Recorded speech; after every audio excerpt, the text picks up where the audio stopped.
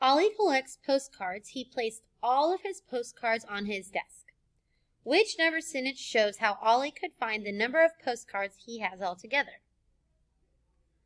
Boys and girls, what is this? Is this an array? If you said yes, you're correct. This is an array. So, as you know, boys and girls, arrays have rows and columns. Let's count how many rows we have.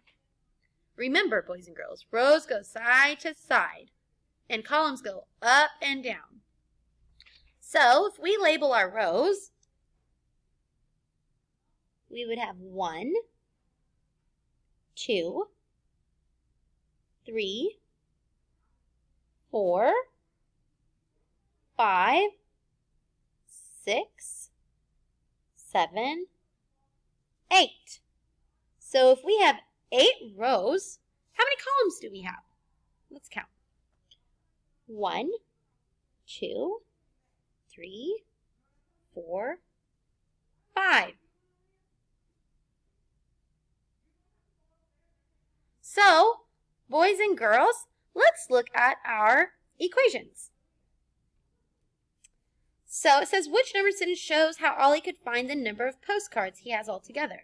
Well, if we know we have 8 rows and 5 columns, our equation can either be 8 times 5 or 5 times 8. They would equal the same thing, but we're looking for the one that has 8 rows and 5 columns.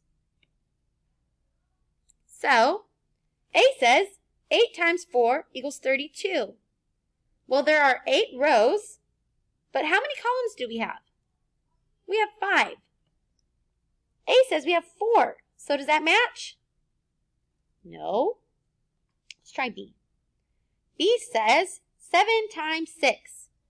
Well, if we look at our numbers, we know that we don't have a 7 or a 6 in our equation. So, could it be B? No.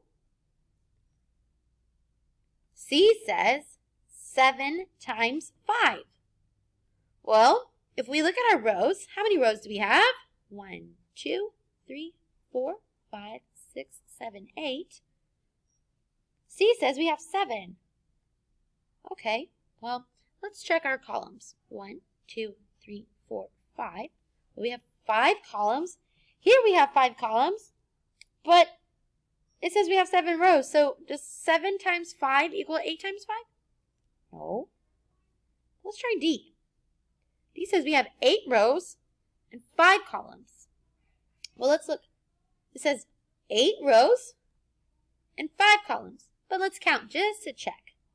1, 2, 3, 4, 5, 6, 7, 8. Okay. So that checks off.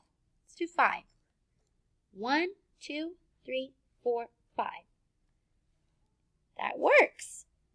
So if you chose D, you are correct.